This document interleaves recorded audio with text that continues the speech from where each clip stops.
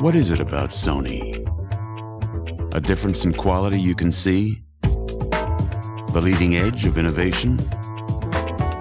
Reliability you can count on? Performance that captivates you? The Vaio PC from Sony.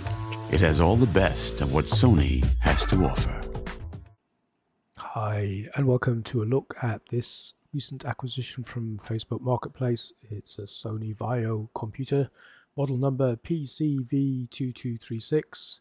I've never had a Sony before. I always thought of them as being a bit too upmarket for people like me and more for the discerning PC buyer. I think this one's from 2003. I think Sony only made them between 1996 and 2014 when they sold the company on to a company called Vaio Corporation, which I think they have a stake in, and I think they still make tech, though not here in Europe, so we don't see them around anymore, unfortunately. Got a nice sticker showing us the specs. So we've got a 2.8 gig Pentium 4 with hyperthreading, 512 megs of RAM, and a Radeon 9200 for graphics. So not a gaming machine by any stretch of the imagination. It's got a couple of proprietary drives up the top. It's got two optical drives and a floppy drive, and you've got the very top the CD-ROM. Below that we've got a combi CD and DVD rewriter, and then a proprietary floppy with a funny shaped button, so you couldn't replace this stuff with standard kit, I don't think. Down at the bottom, it's the only bad thing about the machine is there's a little trapdoor missing, which covers things like USB ports, a slot for a compact flash card, a slot for one of Sony's own memory card pros. So yeah, the case is a bit scratched, and that little trapdoor missing at the bottom, they're the only kind of things wrong with it, which is a bit of a shame. So on the back, we've got a power supply that doesn't look like a standard ATX one from where I'm looking at it. We've got our serial number and keys for Windows XP Home. And then further down, we've got the I/O panel, which has some interesting stuff in it. It looks like an audio optical out, maybe to an AV amp perhaps. It looks like a FireWire port. We've got 4 USBs, mouse, keyboard, printer port, and some audio outputs. So yeah, it does kind of look like they're trying to make it into some kind of all singing, all dancing multimedia machine. And further down in the expansion cards, we can see the Radeon 9200. You can see a modem card, and then yeah, that as well lending towards the sort of general vibe of multimedia-ness. That looks like some kind of TV capture card, tuner card type thing.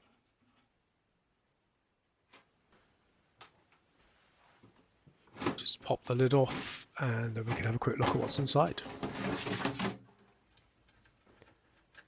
Yeah, it's all just a little bit dusty, nothing major. I think we'll take it all out and have a quick look at what's what. Put some new thermal paste on, give the cards a little bit of a clean, and then we'll put it back together. It's got some nice proprietary cables for all the front panel connectors. I like it when they've got that. You don't have to faff about with little jumpers. Just stick the thing in and you're good to go. The hard drive's in a nice little caddy, one screw, and the whole thing pops out. So once the hard drive caddy's out the way and the cards are out, you should be able to get the motherboard out easy enough. So I'll just take the screws out of that and give it a lift to give it a bit of a dust and have a look at the processor and the memory. Everything, I don't know whether Sony had some kind of deal with Asus, but all of the stuff, the graphics card, the Radeon 9200 and the motherboard, both provided by Asus. The motherboard is P450VX. So it's just a case of giving it all a bit of a clean. So brushed all of the gunk out of the fins of the CPU cooler, brushed the dust off the motherboard, cleaned the old gunky paste off the CPU and put some nice new paste on our Pentium 4 2.8, and then gave the cards a clean as well. So we had a Philips TV tuner capture card, a crappy little modem which I don't need but I'll pull back in, and then we've got our Asus Radeon 9200. Just need to put all of that back together and we'll be good to go.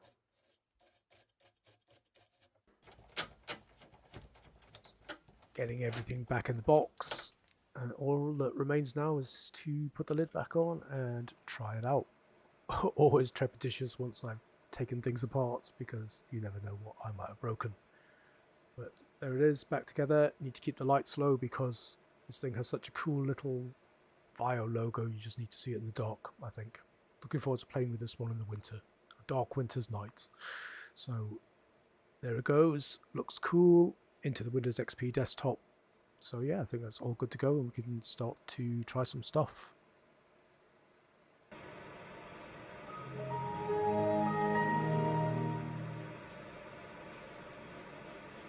Okay, so it's all looking good and running smoothly, and time to do some stuff. So what I thought I'd do with this first of all is bench it in its original spec.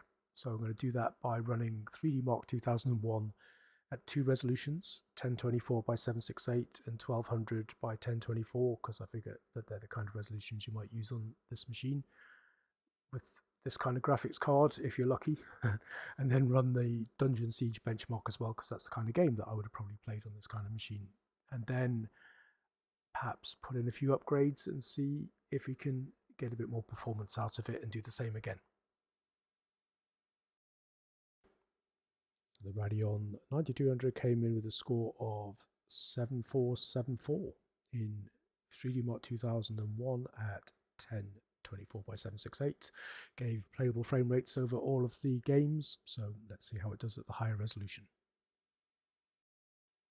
This time we got 5439 and still playable frame rates across all of the game demos. I don't think it dropped below about 45 in any of them, so yeah, I think this card can handle games from this kind of era. But then again, I think the 9200 did come out in 2003, so it's a couple of years ahead of this. In 3D Mark 2003, things weren't pretty for the Radeon 9200, unfortunately. At 1024 by 768, it got a grand score of 1220, and you were sort of looking at frame rates in the 20s for the game demos. But when we went up to 1200 by 1024, it was pretty much a disaster all round. The score was 845, and it was a slideshow, let's just say that. So I think 3D Mark 2003 was a little bit beyond the card, but then again it was an unfair test because 2003 is a DirectX 9 benchmark, and the 9200 is only a DirectX 8 card, whereas the 9800 Pro is a DirectX 9 card. See how it does in the Dungeon Siege demo. Dungeon Siege is an interesting game. It doesn't really say much about requirements on the box, because I believe this game scales. It scales to CPU and it scales to GPU as well, so it asks for pretty basic stuff as its minimum spec, and it doesn't give you any recommendations. So it'll be interesting to see how this compares with the upgrade when we put it in, but this can make things struggle, so it'll be interesting to see how the 9200 keeps up.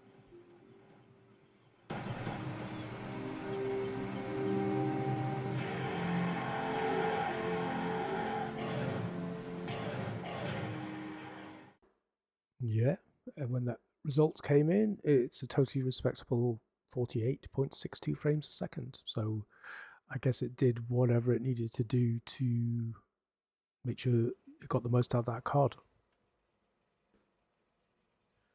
That was alright, but we can do better. So we're going to stick this, one of my favorite things, a boxed Radeon 9800 Pro, and gonna still need to find a good home for this card. I'll be doing probably a separate video on this card at some point as well, but in the meantime we'll stick it in here. And the other thing I'm going to do is just see if I can find some memory, some extra memory to add to the 512 megabytes that's already in there. So I think it's PC 3200 this thing takes, so that's 400 megahertz stuff, I think. Let's see if I've got any in my box of memory, and we'll see if that improves the performance. And I was lucky, I did have some PC 3200, albeit just 2 sticks of 512 megabytes, so that's going to give us 1.5 gigs altogether, which is still better than it had. So the scores are in, and it's pretty good. At 1024 by 768, 3D Mark 2001, score was 15484, with up into the hundreds or close to 100 for all of the game demos.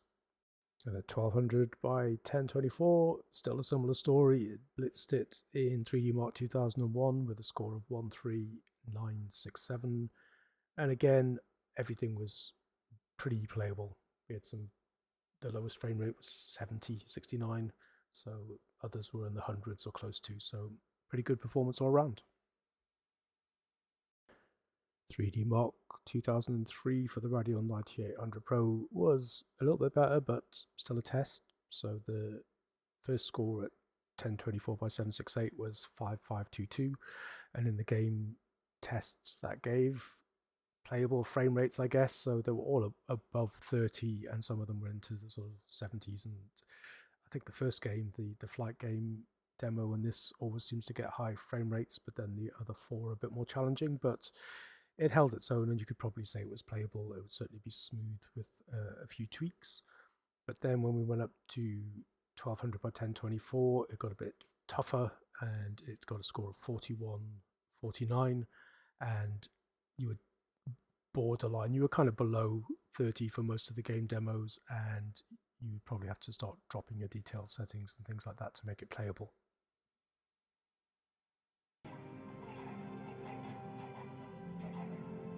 The 9800 Pro on Dungeon Siege benchmark was a bit of a weird one, because I was expecting it to annihilate the 9200, but I know that it does all the scaling business, so it felt like a smoother ride on the 9800 Pro, and it always looked great, but it was only 53 frames a second as opposed to the 46 point something on the 9200. So whether or not that's to do with sort of upping the details and stuff for the 9800 Pro, I don't know, but I was expecting a bigger gap than that.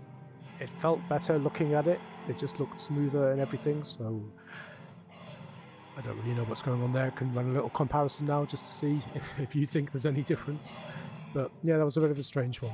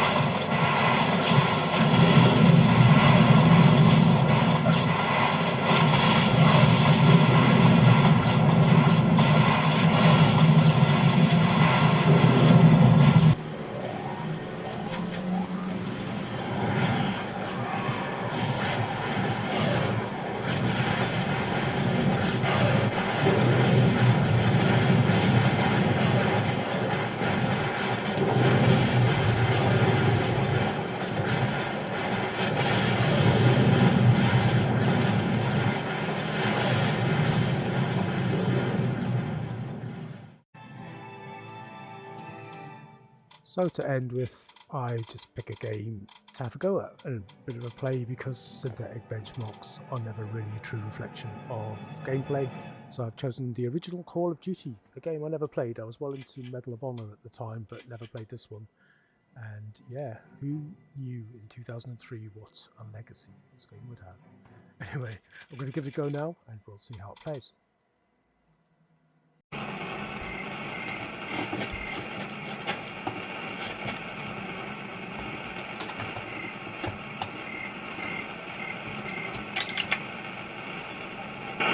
Panzerkommando und Bunker 6, geben Sie Fliegeralarm, der Feind kriegt Luftangriffe.